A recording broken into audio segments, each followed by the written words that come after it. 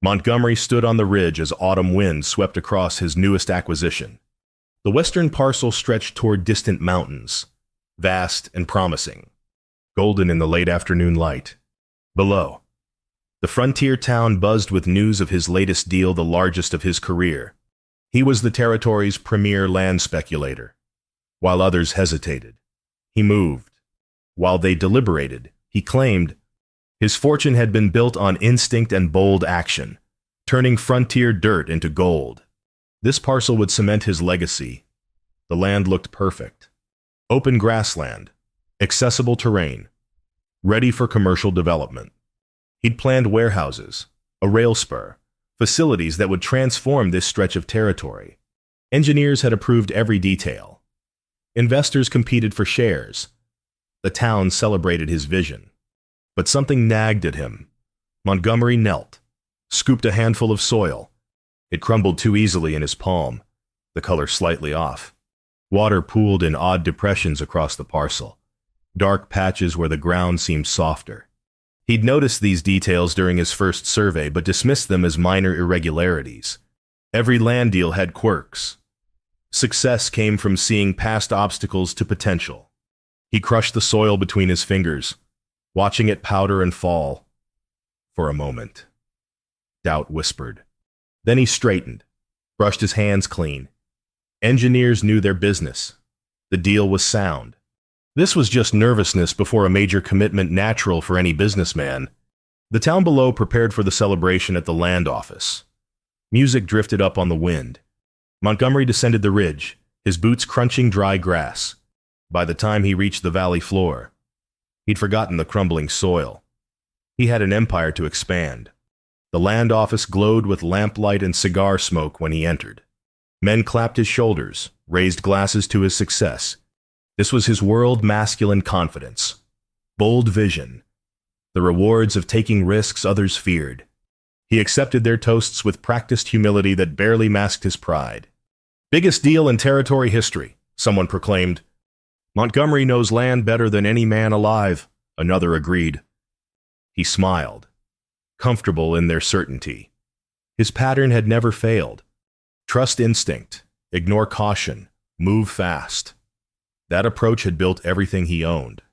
Why should this be different? Through the window, he glimpsed the ridge where he'd stood. In the fading light, the parcel looked golden with promise. Whatever doubts he'd felt vanished in the warmth of success and whiskey. Tomorrow, construction crews would arrive. Within weeks, his vision would begin taking shape. The future stretched before him, as vast and certain as the land itself. He raised his glass with the others, celebrating what he'd built and what he would build. The soil's strange texture, the odd water pooling, these were details. Nothing more. Success required vision, not worry over minor irregularities. Montgomery drank deep, surrounded by men who understood that boldness built fortunes. Outside, autumn darkness settled over the land. The wind shifted, carrying a scent like alkali, like something wrong beneath the surface. But inside, the celebration continued, warm and bright and utterly certain. The crowd noise dimmed as Rebecca Harper entered the land office. Men shifted uncomfortably, conversations trailing into silence. She was known in quiet circles, the widow who understood land with uncanny precision, who knew land like some knew scripture, but she rarely spoke publicly anymore. Montgomery watched her approach, irritation rising. This was a business celebration, not a social gathering. Women had no place in these discussions. "Mr. Montgomery," Rebecca said quietly. Her eyes held steady certainty. "I've examined your western parcel. I need to warn you about what you're planning." The room waited. Montgomery felt all eyes on him, judging how he'd handle this interruption. "The soil won't hold what you're building," she continued. "There's alkali underneath, and the water table's too high. You'll lose everything within 2 seasons. The foundation will fail exactly where you're planning your warehouses." Her voice carried no doubt, just calm precision. She spoke like someone reading facts from a ledger, certain of every detail. Montgomery felt heat rise in his collar. To be challenged publicly was bad enough. To be challenged by a woman, in front of investors and partners, was intolerable. "Mrs. Harper," he said, his voice carrying across the silent room.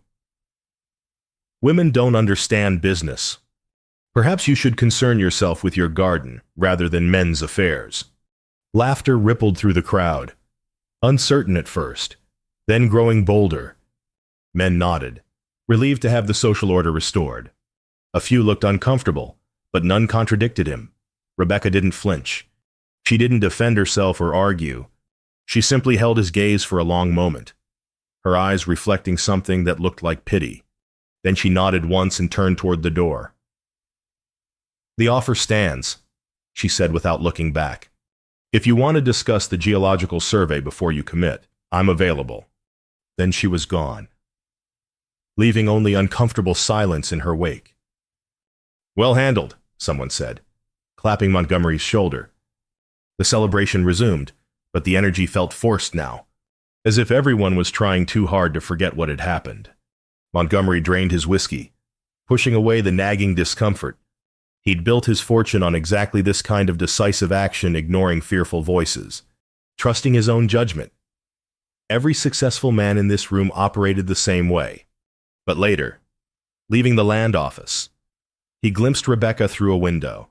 She walked through the town square toward her modest cottage, her posture straight, her steps unhurried. She moved like someone who knew exactly where she stood, even when dismissed. The sight unsettled him more than her warning had. He shook it off. Tomorrow, final contracts would be signed. Construction would begin within days. Results would prove him right, as they always had. He'd ignored cautious advice his entire career. That's what separated successful men from failures. Rebecca Harper could tend her garden and keep her opinions to herself.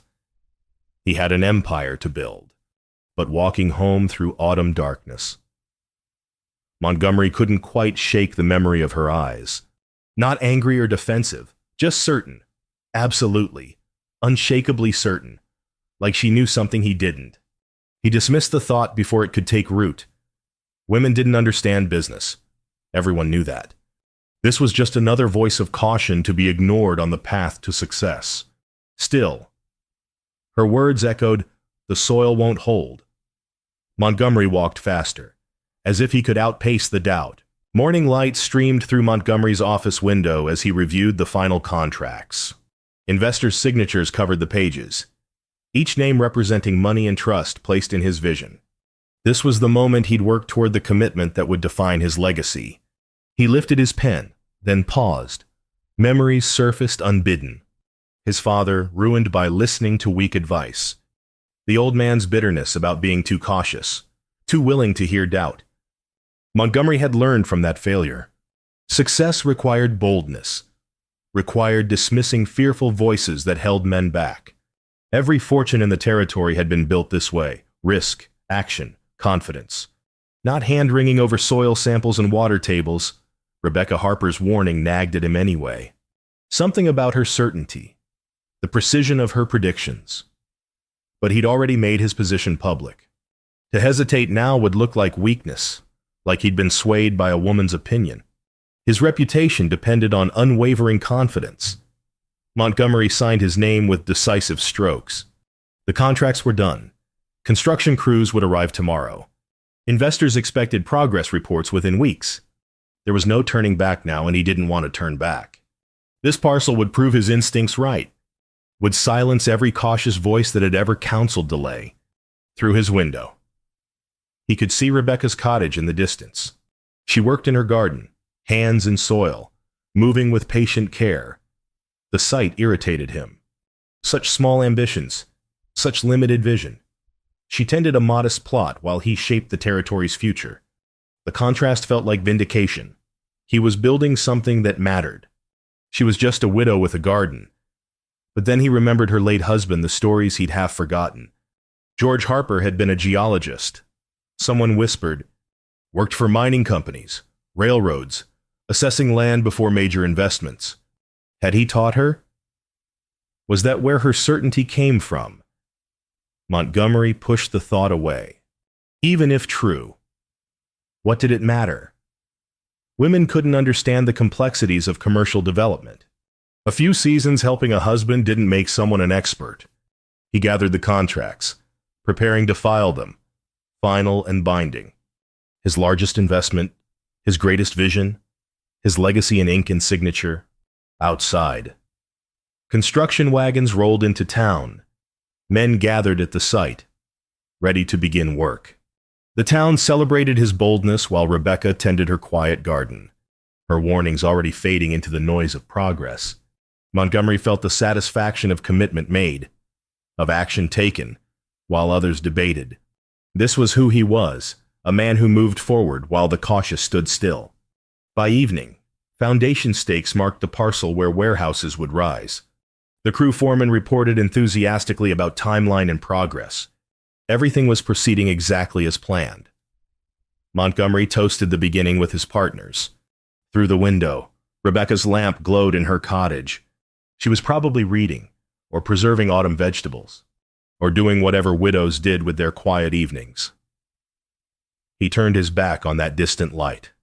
His future lay ahead, built on bold action and unwavering confidence. The die was cast. Construction had begun. Within months, his vision would transform this parcel into the territory's most valuable commercial site.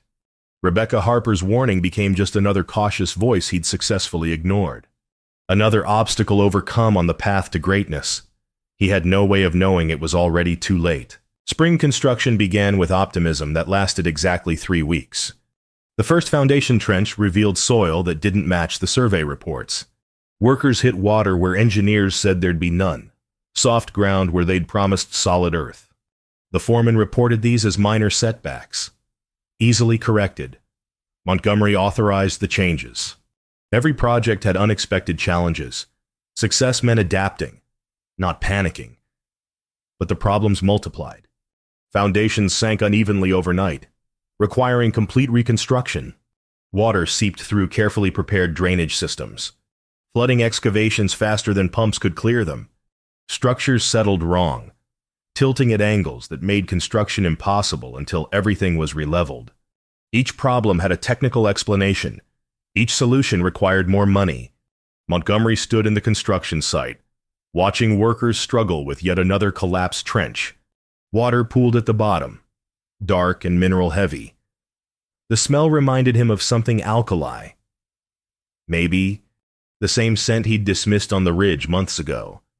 "We need to bring in specialized equipment," the foreman said. "Better pumps, reinforced foundations. It'll add maybe $3,000 to the budget." "Do it," Montgomery said. His voice sounded confident, but doubt gnawed at him. 3,000 became 5, became 8. Investors began asking pointed questions. Why were costs escalating? Why weren't timelines being met? What had the original surveys missed? Montgomery maintained his public confidence. These were normal construction challenges. He explained. Every major project faced unexpected obstacles. The key was pushing through, not losing nerve. Privately, Rebecca Harper's warnings echoed louder. He saw her occasionally, working her land with the same patient care. She never mentioned his project, never said anything about the problems everyone in town discussed. Her silence felt louder than any "I told you so" could have been. One afternoon, riding past her property, Montgomery paused. Her garden thrived while his construction site became a muddy disaster. She'd planted according to the land's actual nature, not according to what she wished it to be. The contrast stung. "Mr. Montgomery," she called from her garden, not mocking, just acknowledging his presence. He nodded curtly and rode on, pride preventing him from stopping. But he'd seen her hands in the soil, the way she worked with what the land offered rather than fighting what it was. That night, reviewing expense reports that spiraled beyond any reasonable projection, Montgomery admitted the truth. He'd been avoiding something was fundamentally wrong with the parcel. Not surface problems that could be solved with better equipment. Something deeper, structural. Exactly what Rebecca had warned about. But admitting that meant admitting he'd been wrong. Admitting he'd dismissed accurate expertise because it came from a woman. Admitting his pride had cost him and his investors a fortune. He couldn't face that. Not yet. So he authorized more repairs, more solutions, more money poured into ground that wouldn't hold it. Each decision dug him deeper, but stopping meant confronting a truth too painful to acknowledge. Through his office window, lamplight glowed in Rebecca's cottage. She was probably reading. Peaceful in her modest home built on land she actually understood. Montgomery turned away, back to reports of foundation failures and water incursion and costs that never stopped rising. Autumn had deepened toward winter. The season of harvest had passed into the season of reckoning, and Montgomery's carefully built empire was sinking into soil that wouldn't hold. Exactly as Rebecca Harper had predicted. Architected emotional climax revealing disaster and backstory through sensory detail. This is Chapter 5, which should be 56561 words. This is the emotional midpoint where the full disaster becomes undeniable, and Montgomery learns Rebecca's full backstory. The key moment is standing in the rain as alkali surfaces across the parcel. I need to focus on the autumn rains arriving. The complete failure of the parcel, as Rebecca predicted. Montgomery's internal recognition that he knew she was right, learning Rebecca's full story. Through town gossip, his isolation and reputation shift. The emotional weight of understanding what his pride cost. Let me write this carefully with the right emotional tone. The autumn rains arrived like judgment. For 3 days, water pounded the western parcel. Montgomery stood at the construction site, watching his vision dissolve. Where foundations should have held, mud slid and pooled. Where warehouses should have risen, tilted frames leaned at impossible angles. And everywhere, white mineral crusts surfaced through the saturated soil. Alkali, exactly as Rebecca had predicted. The land itself was revealing the truth he'd refused to see. "We have to stop construction," the foreman said, rain streaming off his hat. "The ground's not stable. Nothing we build here will hold, sir. We need to shut it down." Montgomery wanted to argue, wanted to demand they push through, find solutions, adapt. But standing in the rain watching alkali bloom across his investment, he finally understood there was no solution. The land was fundamentally unsuited for what he'd planned. Rebecca had been absolutely right. Investors descended within days. The site had become the territory's biggest scandal, Montgomery's catastrophic mistake, visible to everyone. They demanded explanations he couldn't provide, solutions that didn't exist. The board scheduled emergency meetings to salvage what remained. His reputation transformed overnight. The visionary became the fool. The bold leader became the reckless gambler. Men who'd celebrated his confidence now shook their heads at his arrogance. Should have listened to the Harper widow. He heard at the general store.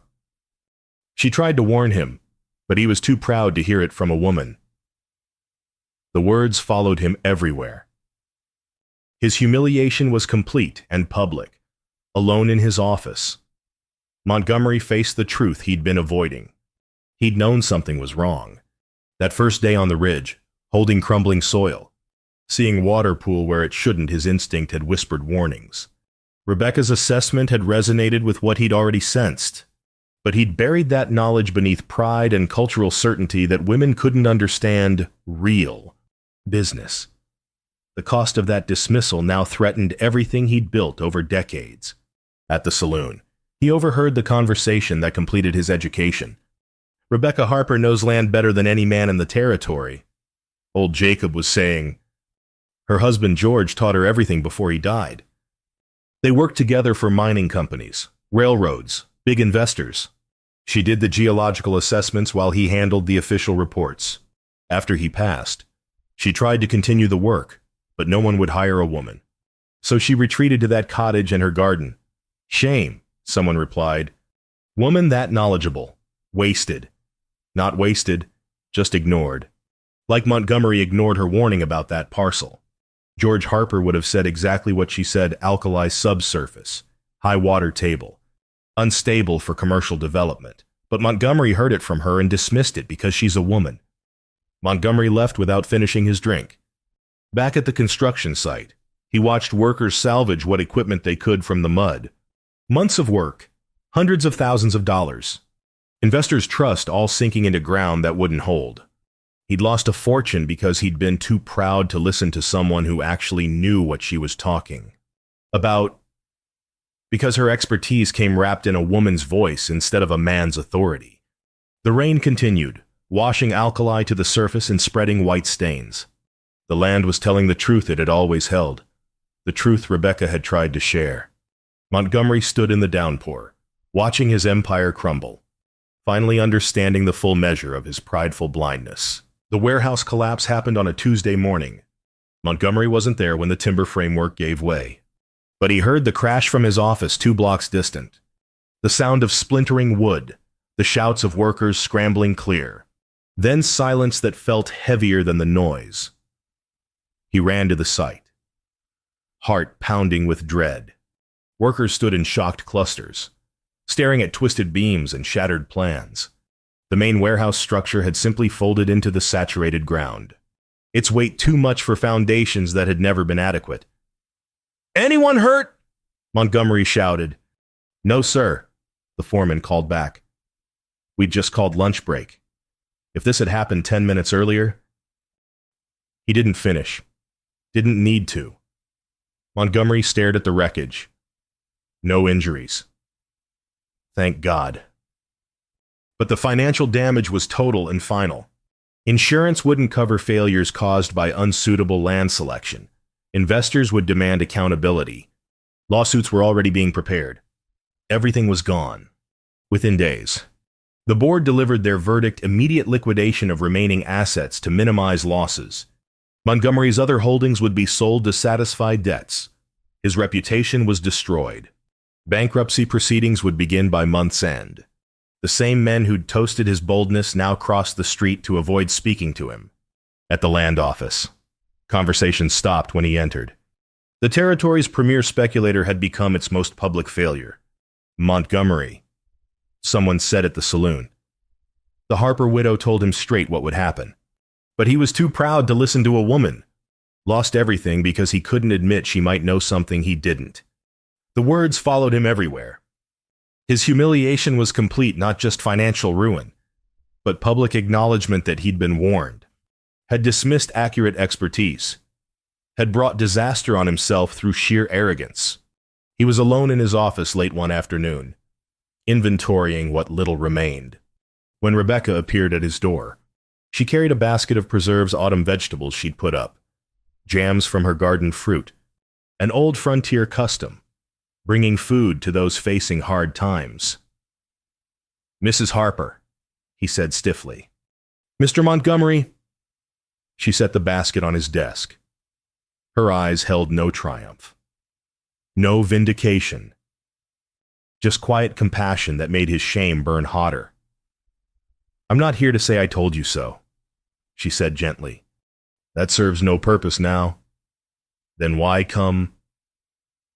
The words came out sharper than he'd intended. "Because pride's a hard teacher," Rebecca replied, "but survival's a good motivator for learning. You're facing difficult times. I remember what that's like. These might help." She turned to leave, then paused. "If you decide you want to understand what I saw in that land, I'm willing to explain it, not to gloat. To teach. Knowledge is the only thing that might salvage what you have left."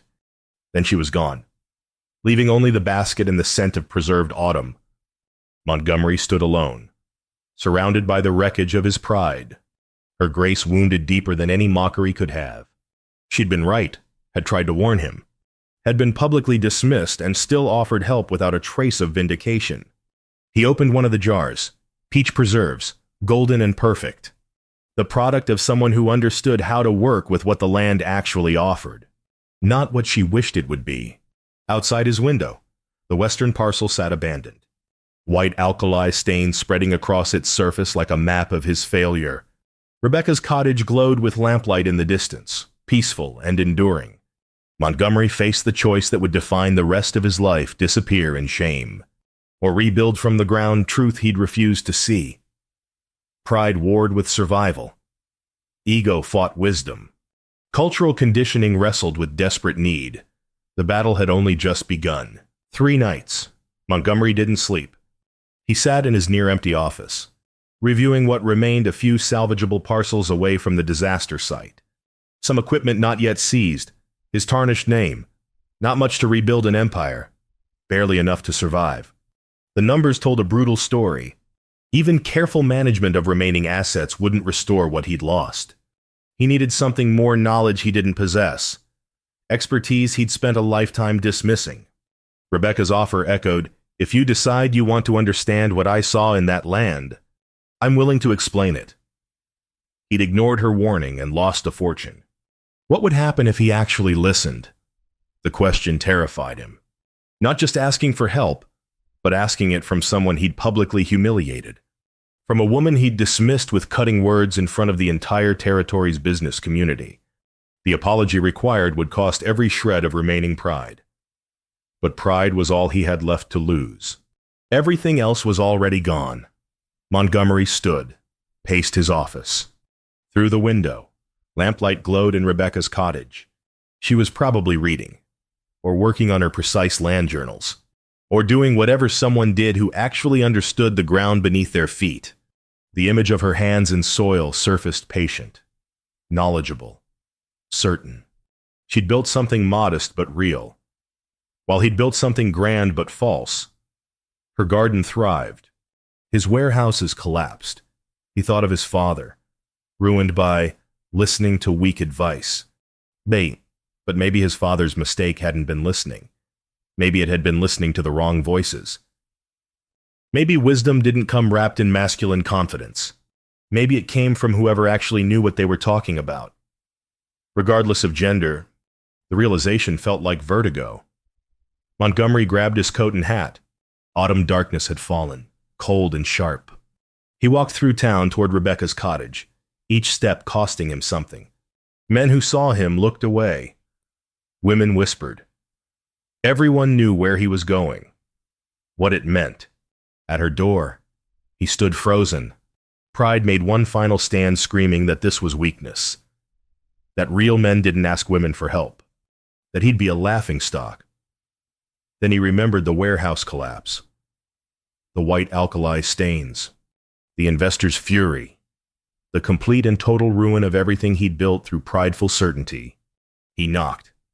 Rebecca opened the door, unsurprised, like she'd been expecting him. "Mrs. Harper," Montgomery said. His throat felt tight. "I need help." The words came hard, each one scraping against decades of conditioning. But once started, they flowed. "You were right about the western parcel. You were right about everything. You're right about land in ways I don't understand and clearly need to learn. I'm asking if you're willing, after how I treated you, would you help me salvage what's left?" Rebecca studied him with those steady eyes, not gloating, just measuring whether he meant it. "Are you ready to actually listen this time?" she asked quietly. To trust expertise, even when it comes from someone you dismissed. To learn instead of assuming you already know yes. The word felt like surrender and liberation simultaneously. To treat my knowledge with the same respect you'd give any man's. Yes. Then we have work to do, Mr. Montgomery. She extended her hand. But I have conditions. Equal partnership in whatever we build, equal say in all decisions. And you address me as Rebecca, because we're going to be working too closely for formality. He took her hand. Her grip was firm, certain. "Thomas," he said, "and thank you." "Don't thank me yet," Rebecca replied. "Rebuilding from honest foundation is harder than building on false confidence. But at least what we build will last." She gestured him inside. Her cottage was small but comfortable, filled with books on geology and agriculture, maps marked with careful notations, journals recording years of land observations. This was the workspace of a true expert. The knowledge he'd dismissed was everywhere, organized and precise and deep. "We'll start tomorrow," Rebecca said. "I'll show you what I saw in that parcel, teach you to read land the way my husband taught me. Then we'll assess what you have left and build something real." Thomas nodded, feeling lighter than he had in months. The battle between pride and wisdom was over. Humility had won, and somehow, that victory felt like hope. Rebecca stood at the edge of Thomas's remaining parcels, her hands moving through soil like reading Braille. Morning light caught the concentration on her face as she tested moisture, examined color, crushed earth between her fingers. "This section's sound," she said. "Good drainage, stable substrate. We sell the warehouse equipment. Use those funds to develop this land for residential plots. Smaller scale, but sustainable." Thomas watched her work, learning to see what she saw. The past 6 months had been intensive education: geology, hydrology, soil composition. She taught without condescension, sharing knowledge his pride had previously made impossible to receive. Their partnership was proving more successful than anything he'd built alone. "The eastern parcel," Rebecca continued, moving to another section. "Too steep for building, but perfect for orchards. We lease it to farmers who know fruit trees. Steady income, low risk." "And the northern section?" Thomas asked. "That's where we gamble. There's a spring-fed creek just underground. If we drill right, we could develop it for irrigation and sell water rights. High reward, but only if we read the land correctly." Her use of "we" settled something in Thomas's chest. Not just business partnership, but genuine collaboration. Her knowledge and his remaining resources, combined into something neither could achieve separately. They worked through autumn into early winter, carefully restructuring what remained. Rebecca's assessments proved flawless. Every parcel she identified as valuable sold for good prices. Every development she recommended succeeded. Word spread Montgomery had learned his lesson, was working with the Harper widow, and their ventures were built on actual expertise rather than bravado. Investors cautiously returned, not the fortune he'd lost, but enough to rebuild properly. One afternoon, reviewing account books that showed profit for the first time in a year, Thomas felt compelled to speak truth he'd avoided. "Rebecca, I need to say something publicly." She looked up from her geological survey. "You don't owe me anything." "Thomas, we're partners now." "That's exactly why I do." He stood. "There's a town meeting next week. I want to acknowledge what really happened, what you did." At the meeting, Thomas stood before the same people who'd witnessed his humiliation. His voice was steady, clear. "Most of you know I lost a fortune on the western parcel. What you might not know is that Mrs. Rebecca Harper warned me exactly what would happen. She told me the soil wouldn't hold, that alkali and high water tables would destroy everything. I dismissed her warning because," he paused, forcing honesty, "because she's a woman. And I believed women didn't understand business." The room was silent. "I lost money because I was too proud to listen," Thomas continued. "Mrs. Harper saved what remained because she was too gracious to say, 'I told you so.' Everything succeeding now exists because of her geological knowledge, her business acumen, and her willingness to help someone who'd treated her with dismissive contempt." He met Rebecca's eyes across the room. She sat with quiet dignity, neither proud nor embarrassed. "I'm here to acknowledge publicly Rebecca Harper understands land and business better than any man in this territory. She's my partner now, with equal say in all decisions. And if any of you have the sense I lacked, you'll listen when she speaks." The silence held for a long moment. Then Jacob stood. "I've known Rebecca since George was alive. Everything Thomas says is true. About time someone acknowledged it." Others nodded. Not everyone. Some men's pride wouldn't bend that far. But enough. Enough to shift how people saw her, how they saw him, how they understood what had actually happened. After the meeting, walking back through town together, Rebecca spoke quietly. "That was brave, Thomas, and kind. It was truth. Long overdue." He paused at the edge of her property. "Rebecca, I have something else to ask you." The garden where Thomas had once sneered at Rebecca's small ambitions had become his favorite place. He'd learned to see it differently, not limitation but wisdom. Someone working with what land actually offered rather than imposing vision it couldn't support. She was harvesting late autumn vegetables, her hands moving with practiced efficiency. Thomas helped, still awkward with the tasks, but learning. "I've been thinking about partnership," he said. Rebecca smiled. "We already are partners, Thomas, quite successfully." "Business partnership, yes, but I'm asking about something more." He set down the basket, brushed soil from his hands. "Rebecca, this past year you've taught me more than land assessment. You've shown me what real partnership looks like: mutual respect, complementary strengths, genuine equality." She straightened, watching him with those steady eyes. "I'm asking if you'd consider partnership in everything." Thomas continued. "Business and marriage both. Everything I have. Everything we've built together.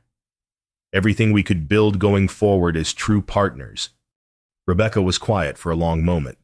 Thomas waited, heart pounding. He'd learned patience from her, learned that some questions couldn't be rushed. "I have a condition," she finally said. "Name it." "Equal partners." "Thomas, not just words, but reality. Not you making decisions and me supporting them. Not my advice taken only when you're desperate. Equal footing in business, in property, in every decision we make together." Her voice was firm but not harsh. "And no more dismissing wisdom because it comes from a woman. Not from me, not from anyone. If you can't promise that, genuinely promise it, then I appreciate the offer. But no." Thomas met her eyes. "Equal partners, I mean it, Rebecca. I've learned more from you than from every success I thought I'd earned alone. Your knowledge. My resources, they only work because we're building together. Your mind, my infrastructure, our future, equal footing. That's what I'm asking for." He took her hands, still dirty from garden soil. "I'm not asking you to support my vision. I'm asking you to share yours. To build something together that neither of us could create alone. Real partnership, real equality." Rebecca searched his face, measuring sincerity. Then slowly, she smiled. "Yes." The word was simple, but it carried weight of real promise. Not romance built on rescue or gratitude, but genuine partnership forged through respect and shared purpose. "We'll need a contract," Rebecca said practically. "Legal partnership agreement. Your lawyer will have fits, but I want it documented: equal ownership, equal authority." "Done," Thomas agreed. "Though he'll probably quit." "Then we'll find a lawyer who can stomach equality." She squeezed his hands. "Thomas, I'm saying yes because you've proven you mean it. This past year, you've treated my knowledge with real respect. You've learned, you've changed. You taught me to read what was actually there instead of what I wanted to see." Thomas said, "In land and in people." They worked the garden together until sunset, planning their future. Not just marriage logistics, but business expansion, parcels to assess, developments to pursue, knowledge to share. Their conversation flowed between personal and professional seamlessly, exactly as equal partnership should. By winter's edge, the contracts were signed. Their merger became the territory's most successful partnership, not just financially, but as a model of what collaboration could achieve. Standing on the ridge where Thomas had first surveyed the western parcel, they looked over land they now understood together. The failed site remained visible, alkali stains a permanent reminder. But surrounding it were developments that worked, ventures that succeeded because they'd been built on truth instead of pride. "What do you see?" Rebecca asked, echoing the question that had once divided them. Thomas knelt, scooped soil. This time he read it properly. Composition, drainage, potential. "I see what's actually here," he said. "Not what I wish it was. And I see how much I still need to learn."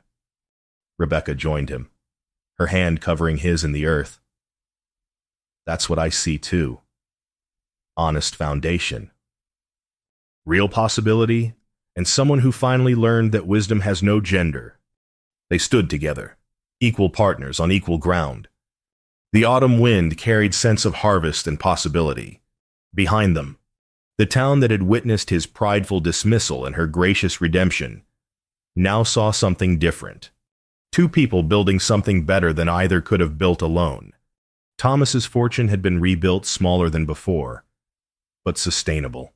Rebecca's knowledge had been acknowledged publicly, permanently, properly. Together they'd created something neither money nor expertise alone could have achieved. Equal footing. Finally, the land stretched before them, full of truth for those willing to see it. And they saw it together, reading soil and future with hands equally certain, hearts equally committed, partnership equally real. The foundation beneath them was solid at last,